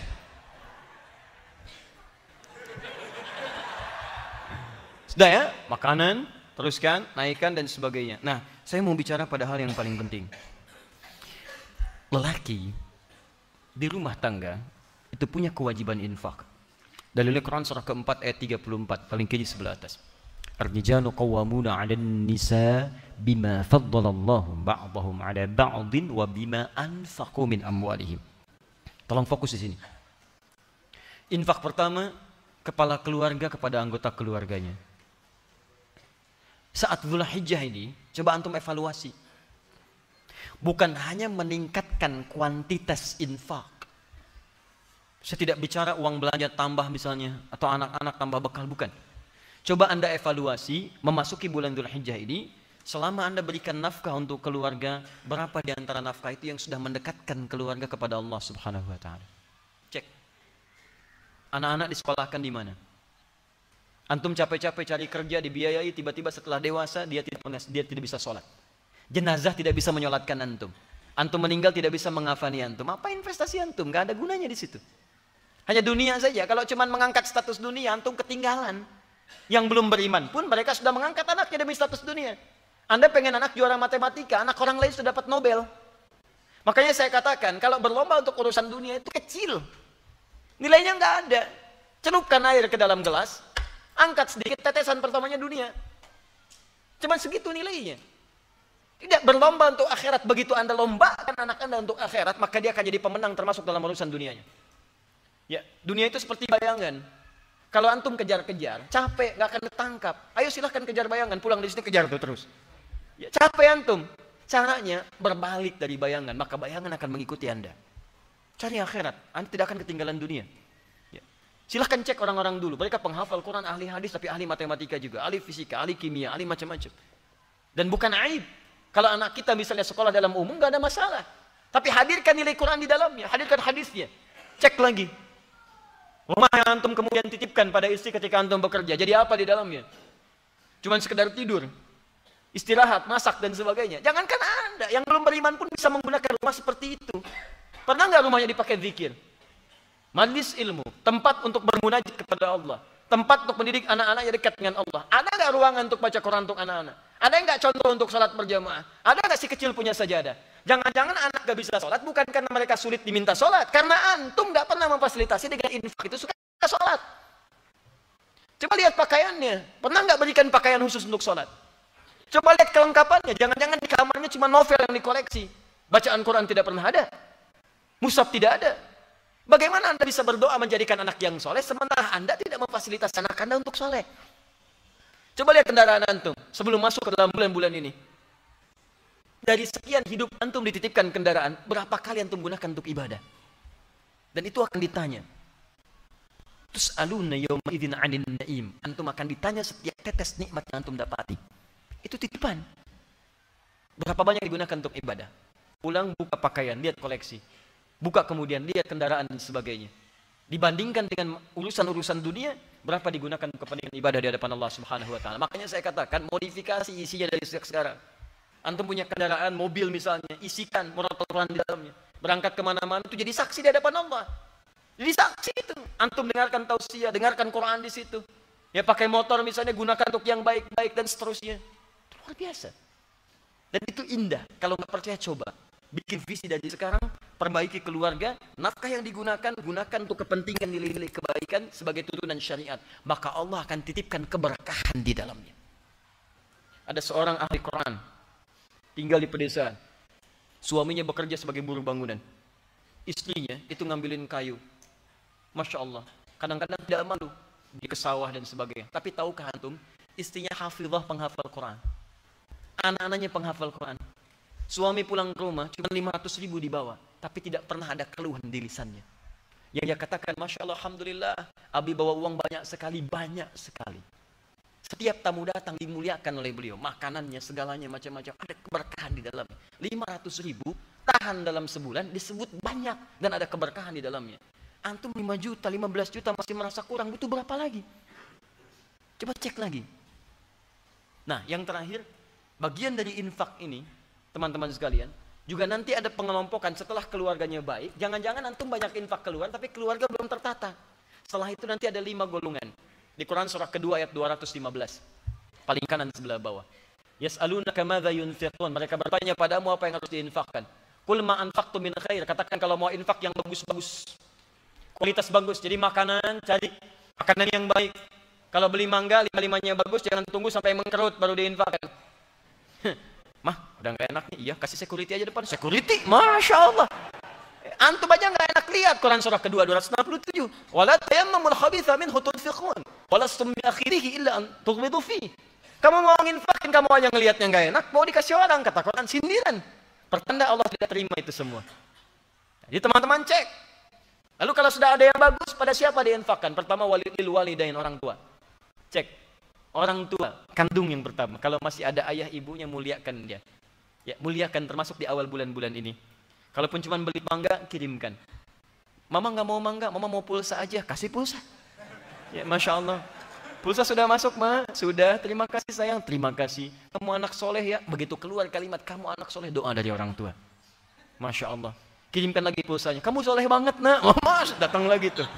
Gak apa-apa, muliakan. Semampu kita ketika kita bisa mewujudkannya, itu yang terbaik. Wal aqrabin, kerabat terdekat. Jangan jauh-jauh dulu. Antum kasih jauh kerabat sendiri, jauh dari perhatian. Aqrabin dibagi dua, dibagi dua. Ada kerabat dari jalur kekerabatan keluarga, rahmukallah. Ada kekerabatan bertetangga. Lihat tetangga antum, kanan kiri. Ya, kalau masak makanan, berikan. Dan kaidah dalam hubungan kemanusiaan, jangan cukupkan pada yang muslim. Kalau memang tetangga kita semua ini, mohon izin ya, ada yang non-muslimnya, sentuh dia, berikan bagiannya. Bukankah Nabi mengatakan, siapa yang masak makanan, baunya sampai ke tetangganya, maka berikan dia walaupun kuahnya kencang sekali. Walaupun kuahnya. Jadi antum makan ayamnya, dia kuahnya. Oh, pasti. Cara memahaminya begini, kalaupun cuma masak kuahnya saja, bagilah kuahnya itu. Supaya pertama dia tidak suudzon kepada antum. Antum masak kuah opor ayam. Kuahnya aja, dalamnya singkong. Dan antum bagi, maka tetangga merasakan baunya. Oh, masak opor nggak bagi-bagi, padahal singkong. Bagi dia. Kalau ditanya, kok cuman kuahnya? Di situ kan ada ayamnya. Bisa kan? Jadi, tapi kita bisa cari dengan kalimat-kalimat yang baik. Nah, pemahaman kedua, kuahnya aja dibagi, apalagi isinya. Itu maksudnya. Antarkan, walaupun dia non-muslim, antarkan. Begitu masak, bagi, sampaikan. Masak, berikan. Pak, baik sekali. Kok hari ini bisa ngasih? Ini bukan baik, tapi Allah memerintahkan saya untuk berbagi. Itulah keindahan Islam. Bagi. Jangan lihat. Ini muslim, kasih. Non-muslim, tidak. Ini belum syahadat mau dikasih. Tidak, berikan. Begitu disampaikan, ada buah, sampaikan. Pak, kemarin ayam, sekarang buah. Tumben hari ini, bukan tumben, Rasulullah memerintahkan saya untuk berbagi. Ini rezeki yang Allah titipkan, silahkan. Tapi kan kita beda keyakinan, tapi tidak menghalangi kita untuk berbagi. Masya Allah, itu indah. Besoknya dia WA lagi, Pak, Allah sudah perintahkan berbagi belum hari ini? Minimal ada kalimat Allah di lisannya, udah bagus. Ya, paham ya? Iya, tebarkan, dan sebagainya. Terusnya mesti ada. Wal yatama, anak yatim. Yatim di sini bisa dia masuk kategori fakir miskin, bisa masuk dalam kategori bukan fakir, bukan miskin. Bapaknya meninggal.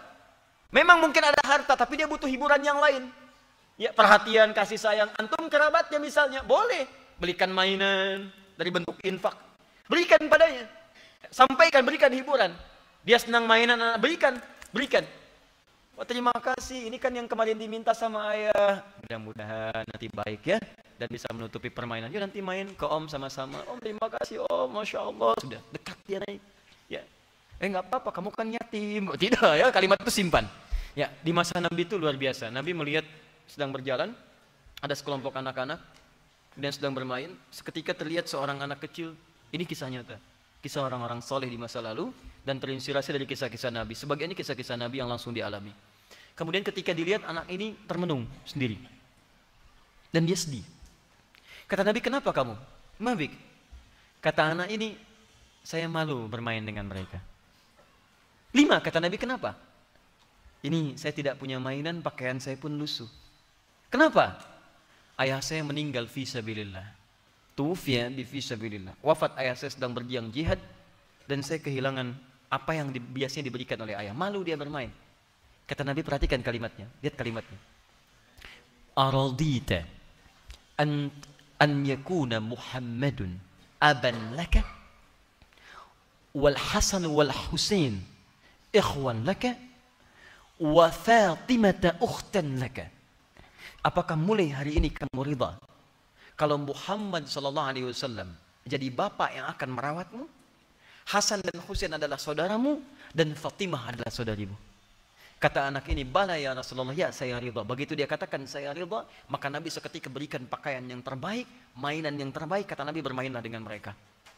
Maka dibawalah pakaian dan mainan itu bermain dengan anak-anak tadi. Dengan begitu luar biasa gembiranya. Ketika gembira luar biasa, teman-temannya kaget. Kok pakaiannya lebih bagus? Mereka bertanya, dari mana semua ini? Dikisahkanlah oleh anak ini. Ayah saya katakan saya bertemu Nabi. Saya katakan ayah saya meninggal di jihad fisabilillah. Lalu Nabi mengatakan, apakah kamu ridho? Saya jadi bapak kamu yang merawat. Hasan dan Husain saudaramu dan Fatimah saudaramu. Saya katakan saya ridho. Maka saya diberikan semuanya ini. Kata mereka anak-anak itu, ya kenapa bapak kita nggak meninggal juga?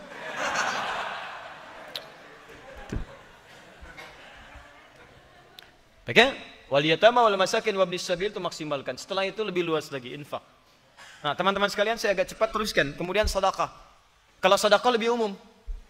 Ingat, sedekah lebih umum. Kalau infak spesifik harta. Ya, harta yang tadi saya sebutkan bisa makanan, pakaian, minuman dan sejenisnya. Kalau sedekah itu setiap kebaikan yang mampu dikerjakan. Ya. Bahasa fikihnya kullu ma'rufin sedekah. Setiap kebaikan yang mampu ditenun itu sedekah. Sekalipun bukan dalam bentuk harta. Baik, mohon izin, maaf. Walaupun cuma senyuman. Basmatuka fi wajhi akhika shadaqah. Senyum Anda yang membahagiakan orang sekitaran Anda. Yang memberikan dampak kebaikan di hadapan orang lain bagi Anda, itu sedekah. Senyum yang membahagiakan, bukan senyum yang menghadirkan penasaran. Ingat baik-baik, ya? Atau kebingungan. Senyum sedekah, pulang dari sini di jalan senyum. Insyaallah. Sehat Pak, sehat. Bagaimana tadi Ustaz Adi? Oh, hati-hati jangan taklim ke sana nanti bisa begini. Ya repot. Paham ya? Baik, jadi maksimalkan. Walaupun misalnya maaf sekali lagi, misal saya belum ada uang, saya ke masjid. Saya coba bantu bersih-bersihkan. Ambil. Di jalan ada misalnya duri atau yang lain, sapukan, ambil sedekah. Tahu pahalanya? Senilai dengan jihad fisabilillah atau bahkan lebih daripada itu. Kapan lagi mendapatkan peluang seperti itu? Poin paling cepatnya, jika Anda menemukan peluang untuk beramal soleh, cepat kejar itu. Dengan apapun itu sifatnya. Bisa dengan harta, bisa dengan pengetahuan, bisa dengan kedudukan, bisa dengan tenaga. Atau sekedar senyuman. Selanjutnya, ya, bagian 2 terakhir, muhasabah. Introspeksi diri. Muhasabah, introspeksi diri. Mulai dari ujung kepala sampai ujung kaki. Ya, supaya ini dicek. Terbiasa berbuat maksiat apa? Arahkan sekarang pada yang baik. Ya, kalau tidak mau misalnya antum kesulitan, data dulu anggota tubuh yang sering berinteraksi. Paling gampang sebetulnya dilatih lewat wudu. Wudu itu yang dibasuh adalah anggota tubuh yang biasa kita gunakan berinteraksi. Silahkan cek. Wajah. Lisan kan biasa banyak bicara. Ya kan? Kumur-kumur. Hidung ditarik sedikit, kadang-kadang mencium yang tidak baik. Telinga, wajah, ya sampai ke mata dan sebagainya. Tangan, ini sering digunakan, bahkan dimulai dari jemari. Sampai kemudian ke kaki, kepala sebelumnya. Ya, yang diusap diantaranya sampai dengan menunjukkan kepada pikiran. Itu dimuhasabah. Coba diintrospeksikan. Makanya setiap antum setelah wudu, apa doa yang dibaca? Asyhadu an la ilaha wa asyhadu anna tayyib. Allahumma minat waj'alni tahan. Allahumma ja'alni minat tawabin. Ya Allah, mohon jadikan aku termasuk orang taubat. Kok bisa baru selesai wudu doanya doa taubat? Sedangkan taubat itu kan mengakui kesalahan yang dilakukan, menyesali kesalahan dimaksud dan berjanji tidak mengulanginya. Nah, janji itu dibuktikan lewat perubahan. Itu tidak dilakukan lagi. Makanya kalau orang wudunya benar, saya sering katakan akan muncul nilai perubahan dalam anggota tubuhnya. Makanya kata Nabi di hadis Muslim, orang kalau wudunya benar, antum basuh tangan nih, ya dengan tetesan air yang jatuh dari tangan, jatuh pula kemudian dosa-dosanya. Maksudnya ini nggak akan berlaku maksiat lagi nih. Makanya kalau orang wudunya benar, mohon maaf, kumur-kumur nih. Coba dicek ini lisan pernah berbuat apa saja yang kotor. Bukan cuma kotoran fisik. Dia begitu dikeluarkan, keluar. Nah itu yang keluar, itu cuma bukan kotoran fisik. Tapi antum ingat, nih lidah ini yang tidak bertulang, pernah berbuat salah yang apa? Berapa kali mencela orang lain? Berapa kali berkata-kata kotor? Ada rafath, ada yaskhar, ada macam-macam, ada ghibah dan seterusnya. Saya tidak Ustaz, alhamdulillah. Tidak seperti orang itu tuh. Nah itu contohnya. Mata, berapa kali lihat yang salah? Telinga, salah dengar. Sampai ke ujung kaki. Makanya itu disebut dengan taubat. Wudu. Dan kalau ini benar wudunya, ini berubah. Nih tangan gak akan nyentuh yang kotor lagi. Kaki nggak akan melangkah pada yang tidak baik lagi. Makanya di akhirat orang-orang yang wudunya benar akan diberikan cahaya di anggota tubuhnya. Tud'a ummati yaumal qiyamati ghurral muhajjalin. Akan dipanggil umatku hari kiamat dengan banyak cahaya melekat dalam tubuhnya. Cahaya apa itu? Min atharil wudu, bekas wudunya. Makanya sebagian ulama mengatakan al-wudu ya mushtaqun minad bau. Sebagian dari kata wudu itu terambil dari kata bau, artinya cahaya. Di dunia ada cahaya husnun, cahaya kebaikan, di tampilan ya aura-aura kebaikan, di akhirat cahaya yang sesungguhnya terlihat. Paham sampai sini? Nah, jadi teman-teman sekalian, antum katakan lihat, Allahumma ja'alni minat tawwabin. Ya Allah, jadikan aku orang taubat, waj'alni minal mutatahhirin, dan yang terbiasa menyucikan diri. Ketika antum biasa taubat dan menyucikan diri, maka turunlah Quran surah kedua Al-Baqarah di ujung ayat 222. Kalimat pertengahan. Innallaha yuhibbut tawwabina wa yuhibbul mutatahhirin. Allah mencintai orang yang terbiasa bertobat dan terbiasa menyucikan dirinya. Nah, persis di amalan dikerjakan di hari-hari ini 1 sampai 9 Dzulhijjah, begitu dikerjakan dengan benar turun cinta Allah. Didapatkanlah oleh antum cinta kuadrat dari Allah Subhanahu wa taala. Dan yang hebat, nilainya lebih daripada jihad fisabilillah. Maka saran saya, kalau sudah masuk ke 9 hari ini, coba pertama latihan paling gampang begini. Keluarkan 9 anggota tubuh dulu. Yang biasa banyak digunakan. Mata, jelas. Telinga, lisan, mulut. 1, 2, 3. Tangan, jemari khususnya. Dan sampai kemudian ke ujung kaki. Tambah plus dengan pikiran di atas. Nah, mulai setiap hari, coba antum berlatih. Misal, hari pertama saya akan jaga mata untuk melihat yang baik-baik saja. Yang tidak baik saya nggak akan lihat. Paham ya? Paham? Baik, hari pertama, tanggal 1, mata hanya boleh lihat yang baik. Begitu bangun, antum ingin lihat TV, cek dibuka, muncul yang tidak baik, palingkan. Antum sedang latihan. Iklan muncul misalnya, iklannya shampoo tapi yang muncul rambutnya, palingkan. Ini bukan iklan yang baik. Berita-berita mulai kelihatan misalnya, tampak, ya antum mau lihat beritanya atau lihat penyiarnya, ya dan sebagainya, oh tidak bagus, palingkan. Kemudian hari kedua misalnya, awas, ini tidak mudah mata ini. Sehari ini saja berapa kali mata lihat yang salah? Ini survei membuktikan, tadi pagi ada yang menyampaikan kepada kami, itu orang Indonesia saja, orang Indonesia seharinya bisa 4 sampai 5 jam pegang handphone. 4 sampai 5 jam. Pertanyaan saya, dari 4 sampai 5 jam itu berapa kali lihat gambar yang salah? Dari mata saja itu. Gambar yang keliru, antum punya istri yang dilihat gambar satu sisi orang lain, ya, dan sebagainya. Ada gambar-gambar yang tidak bagus, video-video yang tidak layak, berapa kali dilihat? Besoknya latihan lisan. Hari kedua, tahan. Mau bicara yang tidak bagus, tahan. Dipancing-pancing berkata-kata, tahan. Kok nggak balas? Sedang latihan. Supaya lebih baik lagi. Baik. Kalau bisa nggak usah bicara. Ada saum. Seperti Maryam saum, tidak bicara. Quran surah 19 ayat 26, paling kanan sebelah atas. Inni nazartu lirrahmani sauma. Saya sedang saum. Apa saumnya? Falan ukallimal yauma insiya. Saya nggak mau bicara pada hari ini. Tahan. Kata Nabi, man kana yu'minu billahi wal yaumil akhir falyakul khairan aw liyasmut. Siapa yang merasa beriman pada Allah dan hari akhir, katakan yang baik-baik, kalau nggak bisa diam. Ambil 2 prinsip itu. Hari ini saya mesti berkata yang baik, kalau nggak bisa diam. Diam. Kenapa nggak bicara apa? Sedang puasa. Puasa apa? Nggak bicara. Kok itu bicara? Contoh. Jalan. Sampai ke ujung kaki. Itu muhasabah.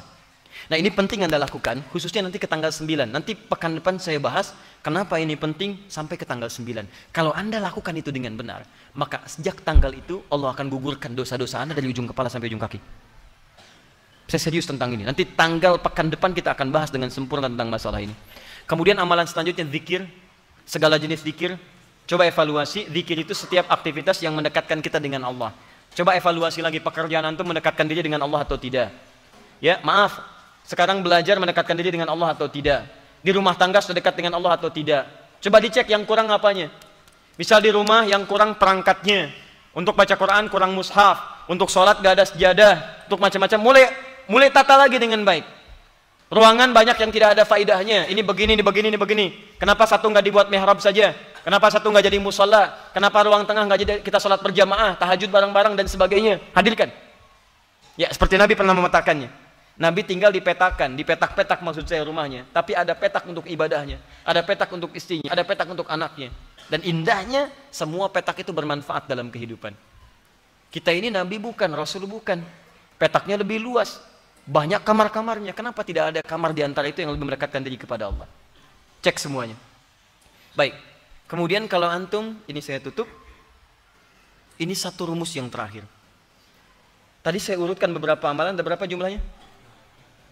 6. Masa? 8. 8. Masya Allah. Nanti lihat ya. Satu apa? 2 qiraat Al-Quran. 3 tilawah Al-Quran. 4 hafalan Al-Quran. 5 infak. 6 sedekah. 7 muhasabah. 8 dzikir. 6 atau 8? Nah, sekarang yang terakhir. Yang terakhir ini yang paling dahsyat. Kalau antum kerjakan satu amalan ini, maka 8 amalan tadi akan ikut seketika. Satu amalan ini. Saya ulang, antum kerjakan satu amalan ini, dan ini adalah penutup dari kajian kita. Antum kerjakan satu amalan ini, maka seluruh amalan yang tadi akan ikut serta di dalamnya. Dan amalan inilah yang disebutkan dalam hadis riwayat An-Nasa'i, Nabi seringkali mendawamkannya. Kana Rasulullah sallallahu alaihi wasallam yasumu tis'an min Dzulhijjah. Adalah Rasulullah sallallahu alaihi wasallam terbiasa menunaikan puasa 9 hari pertama di bulan Dzulhijjah, dan di antara 9 ini ada satu yang spesial nanti. Nah, rumus pertama, kalau antum ingin gabungkan semua amalan tadi, maka coba maksimalkan puasa tanggal 1 sampai dengan 9-nya. Memperbanyak sifatnya. Ini bukan wajib, ini sunnah saja. Tapi nilainya bisa banyak. 1 sampai dengan 9, perbanyak. Ya. 1 banyak tidak? Halo? 1 banyak tidak? Bisa banyak bagi orang yang tidak pernah puasa. Bisa banyak. Tapi bagi yang terbiasa puasa, tambah 2, tambah 3, tambah 4, tambah 5, sampai dengan 9. Perbanyak puasa. Nah, puasa itu diantara rahasianya, 1, bisa meningkatkan ketakwaan dalam pengertian mengumpulkan semua jenis ibadah yang bisa dikerjakan. Saya sering sampaikan pada Anda, orang puasa itu jangankan sholat fardu, sholat sunnah dikejar-kejar. Beda rasanya kalau sedang puasa lain. Anda tidak puasa, jangankan yang sunnah, ketinggalan fardu masih agak nyantai. Tapi kalau sedang puasa, jangankan yang fardu, ketinggalan sunnah gelisah Anda. Coba cek saat Ramadan, tarawih itu fardu atau sunnah? Sunnah, tapi kalau Anda belum tarawih, nggak bisa tidur malam. Malam mimpinya dikejar-kejar. Astagfirullah, kenapa Pak dikejar-kejar? Sama siapa? Tarawih. Bangun Anda. Padahal sunnah hukumnya. Rawatib juga begitu. Baca Quran, silakan cek antara puasa dengan tidak puasa lain. Anda tidak puasa, belum tentu ada getaran. Al-Quran bisa dibaca, Al-Quran belum tentu. Tapi saat Anda puasa, Al-Quran bisa menjauh, Al-Quran bisa dekat dengan Anda. Infak. Saat tidak puasa, yang dekat bahkan kasat mata di depan belum tentu diberi. Pak Prit, sama kayak kemarin ya. Kemarin sama, nggak ngasih, jalan. Baik. Tapi saat puasa, yang nggak kelihatan mata, Anda bisa data. Bukankah saat Ramadan kemarin data fakirnya berapa? Miskinnya berapa? Dan sekuat tenaga Anda bagikan itu, berangkat sana, berangkat sini. Bahkan dari keluarga terdekat, keluarga jauh, Anda data. Di orang puasa itu cenderung mengumpulkan banyak kebaikan untuk dikerjakan. Dan hebatnya yang kedua, dia akan menahan maksiat. Silahkan cek orang puasa. Pada saat dia puasa, dia akan tahan dirinya untuk tidak berbuat maksiat. Pemarah, itu bisa menahan marah saat puasa. Orang yang dusta, bisa tidak berdusta saat puasa. Silahkan cek. Sekarang jadwal buka jam 6, setengah 6 dia dimaki-maki. Ya udah, wah, habis tuh satu buku dibaki-maki. Bisa tahan dia. Kenapa nggak dibalas? Habis maghrib, ntar.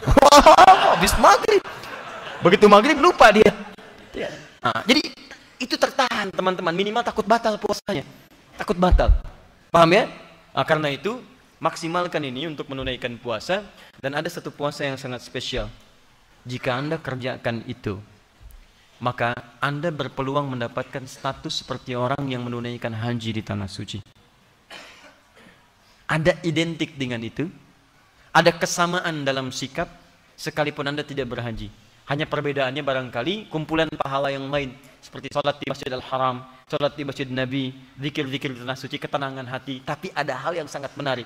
Ketika Anda mengerjakan benar puasa ini, dan besoknya dilakukan seperti orang melontar jumrah di Jamarat, hebatnya kalimatnya sama dengan orang yang melontar jumrah di sana. Begitu melontar kalimatnya A, saat di sini dikerjakan kalimatnya pun A. Dan ini hanya dikerjakan oleh kalangan yang spesial saja. Tapi spesial ini bukan ingin mengkhususkan seseorang, tapi ingin menyentuh setiap orang untuk menjadi bagian dari orang-orang spesial itu. Nah, apakah puasa itu? Inilah teman-teman sekalian yang akan kita bahas di pertemuan yang akan datang. Ya, persis dengan turunannya. Saya akan langsung contohkan di kitabnya. Ini nanti saya akan bawa lagi pekan depan. Ini kitab Sahih Muslim. Ya, ini nanti ada di halaman 153, jilid yang ke-7. Ya, posisi paling kanan sebelah atas. Tapi saya bawa ini. Karena kadang-kadang kalau saya bacakan, kadang orang nggak percaya. Katanya di kitab hadis, katanya di toko ini, kok kami beli tidak sama isinya? Mungkin Anda yang tidak bisa baca hadisnya. Ya, baik. Nah, maka nanti kita bawakan, kemudian kita bacakan. Lalu ada beberapa hal yang boleh jadi salah paham di masyarakat, nanti kita akan luruskan. Ya, sebagai contoh misalnya ini ada bahasa Indonesianya. Ya, ini di copy dan tersebar. Ya, saya tutup saja seperti ini. Ini bahasa Indonesia, ya, teman-teman sekalian. Di sini, ini terjemahan dari bab yang di sini. Cuma cara menerjemahkannya salah, keliru, dan cenderung menyebar di masyarakat. Ya, penulisnya tidak seperti itu. Penulisnya benar, karena penulisnya nggak bisa bahasa Indonesia. Penulisnya orang Arab. Cuman ketika diterjemahkan salah terjemah. Ketika salah terjemah salah amalan, dan itu sangat berbahaya. Apa salah amalannya? Pekan depan. Ya, ada antaranya. Ini hadisnya di sini. Kemudian pekan depan pun kita akan rinci amalan spesial di hari ke-10 bulan Dzulhijjah. Nanti ada amalan-amalan yang agak mirip dengan Syawal, tapi ada perbedaan spesifik. Ya, misal bagaimana caranya saat bangun tidur masuk kemudian ke tempat salat? Apakah boleh makan dulu atau misalnya tahan lapar dulu? Bagaimana cara menunaikan Idul Adha? Seperti apa gambaran yang baiknya? Bagaimana cara menyembelih? Hewan apa yang harus disembelih dan seterusnya? Kita akan bahas di pertemuan yang berikutnya. Cuma barangkali ini kami kumpulkan di sini. Ini bukunya ringkas, padat, tapi insya Allah isinya bermanfaat. Ya, karena di sini menghimpun nanti persoalan-persoalan seputar Idul Adha, amalan-amalan dan hikmahnya. Dan ini sudah pernah kami cetak, kami bagikan juga. Ya, kami bagikan gratis bahkan untuk didapatkan. Tapi saya mohon maaf, ini karena saya baru teringat dan kami akan menunaikan ibadah haji, jadi belum ada kesempatan untuk mencetak sekarang. Coba dirujuk kembali, karena itu nanti isinya kami ajarkan dulu pekan depan, supaya dengan pengajaran itu insya Allah, walaupun barangkali belum mendapatkan bukunya, tapi isinya sudah didapatkan dalam kehidupan kita sebagai bimbingan. Sepakat sampai sini? Kan tinggal sepakat saja ya, saya nerangkan dan sebagainya. Baik ya, izinkan saya menyampaikan beberapa informasi. Pertama,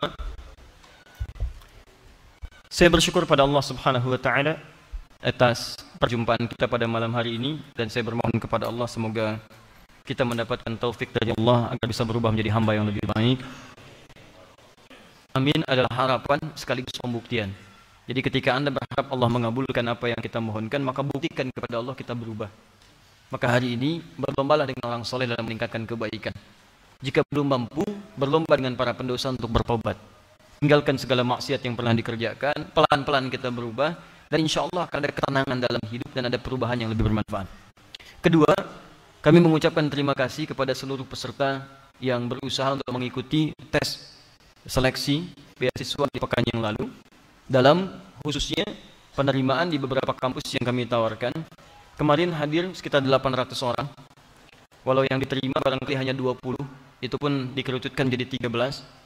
Dan insya Allah besok nanti ada wawancara bagi 25 orang yang telah diseleksi. Namun demikian, saya ingin mengajak pada yang belum masuk pun barangkali jangan terlampau berputus asa, karena saya akan semaksimal mungkin mengakomodir teman-teman semua yang kemarin yang mendaftar. Jika kemudian tidak ada di Turki, maka nanti saya usahakan ke negara-negara lain. Jikapun tidak didapatkan di tempat ini, atau nanti saya coba buat bimbingan sendiri untuk memaksimalkan potensi teman-teman semua. Dan saya barangkali mengajak Anda untuk terlibat aktif semua, menyiapkan kadar-kadar terbaik, sekalipun itu hanya anak-anak ataupun keluarga Anda sendiri. Siapkan mereka, boleh jadi mereka lah orang terbaik yang bisa mengubah masa depan di kemudian hari. Jadi besok insya Allah, pada Jumat, teman-teman sekalian, itu bagi yang telah disampaikan datanya di pengumuman akhir media, pada Jumat akan ada wawancara dengan kami. Kemudian nanti mudah-mudahan ada hasil yang terbaik. Sepulang dari haji, kalau Allah masih memperkenankan kita hadir, sehat, masih diberi kehidupan, insya Allah nanti kita akan kedatangan tamu, ya khusus datang kepada kita semua, langsung dari 3 negara, ada dari Turki, ada dari Irak, kemudian ada dari Sudan. Dan berita baiknya, mereka juga akan memberikan kesempatan ya kepada putra-putri terbaik barangkali untuk bisa melanjutkan pendidikan di tempat yang mereka kelola, yaitu perusahaan sekolah-sekolah terbaik yang di bidangnya di negara masing-masing yang bisa kemudian didapatkan. Itu salah satunya. Yang kedua, terkait dengan materi yang kita bahas pada malam hari ini, insya Allah itu nanti diupload di Akhir Media, Akhir TV atau kuantumakhir.com. Anda bisa langsung download ini dan Anda bisa jadikan pedoman. Bagi yang tidak mampu, tolong dibantu. Kalau temannya misalnya belum ada, Anda ada, downloadkan, kopikan. Kalau memang butuh biaya, sampaikan. Insya Allah nanti coba kita bantu untuk biaya, untuk kopi dan sebagainya. Pekan depan saya minta kopikan ini, jadi nanti insya Allah bagi yang datang, kami coba berikan juga hard copy-nya untuk bisa dikopi. Malam ini agak sedikit mepet waktunya. Ya. Ketiga, untuk yang syiar Quran, dalam waktu dekat kami akan berikan undangan. Mudah-mudahan sebelum kami berangkat haji, nanti akan kami berikan undangan yang sudah terkonfirmasi, ada komunitasnya. Nanti minta diutus perwakilannya. Kami akan berikan petunjuk-petunjuk, baik itu modul, kemudian petunjuk kelas, dan langsung kami berikan bekal mushafnya. Sekarang sedang kami kumpulkan dahulu, ya, datanya sudah ada. Mushaf sampai hari ini sudah kami sudah kumpulkan untuk khusus program ini. Nanti bila sudah terhimpun, kami undang datang kemari. Kemudian setelah itu kami berikan bekal mushafnya sesuai dengan jumlah anggotanya. Lalu kami berikan modulnya dan kita akan langsung mulai dengan target-target yang telah ditetapkan. Baik. Saya kira itu yang disampaikan. Dan terakhir, saya mohon izin, perbaiki niat ketika datang ke masjid atau ke majelis ilmu, dan jangan pernah berpikir untuk bermaksiat di rumah Allah Subhanahu wa taala. Karena keberkahannya bukan cuma tidak akan didapatkan, tapi akan berlipat kesengsaraan yang diraih. Ya, termasuk tolong jaga di antara kita semua. Saya mendapat laporan hari Sabtu yang lalu, bukan dalam suasana ta'lim, ya, ada yang kemudian tertinggal atau kehilangan handphone. Kalau orangnya masih terhubung dengan kita dan belum ditemukan, kami cek di CCTV-nya, sudah ada kelihatan orang yang ngambilnya, ya, tapi belum kemudian ditemukan. Saya sampaikan, silahkan yang kehilangan datang, kami akan ganti sesuai dengan handphone yang adanya. Tapi kami berikan peringatan kepada orang yang terbiasa demikian, tolong tinggalkan perbuatan itu. Kalau ada masalah Anda sampaikan. Kalau ada cara yang baik, kenapa menempuh jalan yang haram? Toh rezeki itu akan didapatkan. Ya, karena itu ini pesan yang kami sampaikan. Mudah-mudahan Allah meridhai kita semua. Kita berjumpa insya Allah di Kamis yang akan datang dengan pertemuan yang barangkali akan membahas perlengkapan materi hari ini. Siapa yang paling jauh? Dari mana? Madura, Masya Allah. Ya? Kalimantan Selatan. Antum pernah datang kemari pekan lalu? Sama, baik. Antum? Ya? Makassar. Antum? Riau. Sengaja datang ke sini? Minggu lalu ada keperluan. Antum sengaja datang ke sini? Ikut anu. Apa itu anu?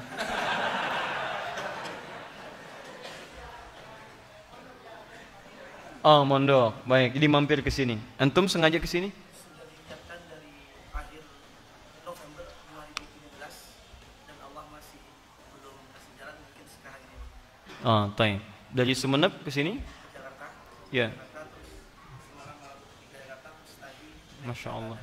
Masya Allah. Jakarta Bekasi. Oh, dari Sumeneb ke sini pakai apa? Dari pesawat.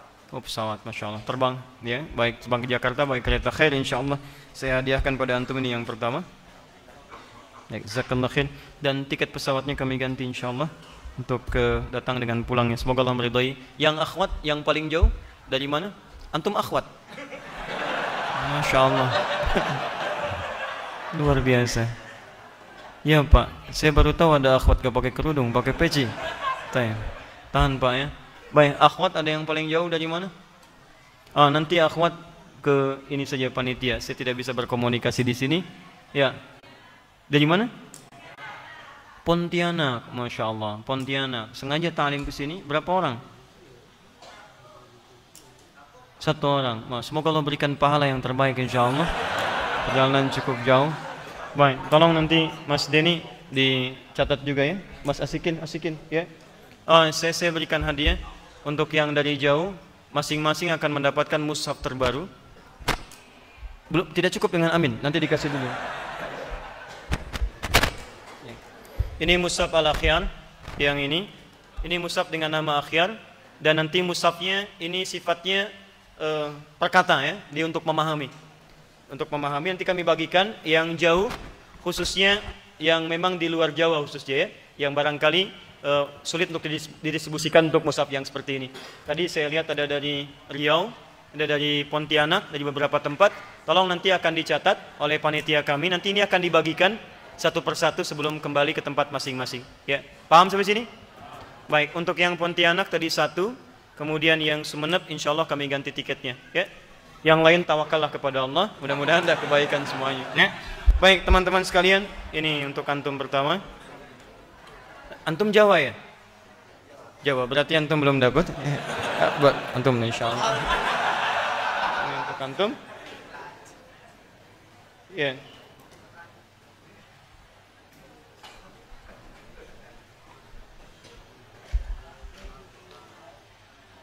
Yang dari Riau? Baik, ini bisa diambil. Jazakallah khair. Jazakallah khair.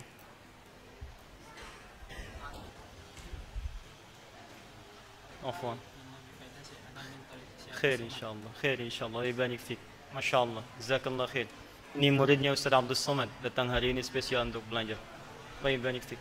Ada yang bawa anak kecil yang paling kecil. Yang paling kecil. Ini berapa tahun usianya? 6 tahun. Yang di bawah 6 tahun angkat tangan. Yang di bawah 6 tahun angkat tangan.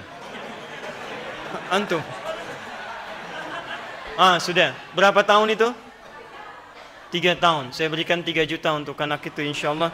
Mudah-mudahan Allah berikan kemuliaan. Hubungi panitia malam ini kami kasihkan langsung. Taib, subhanakallahumma bihamdika asyhadu an la ilaha illa anta astaghfiruka wa atubu ilaik. Assalamualaikum warahmatullahi wabarakatuh.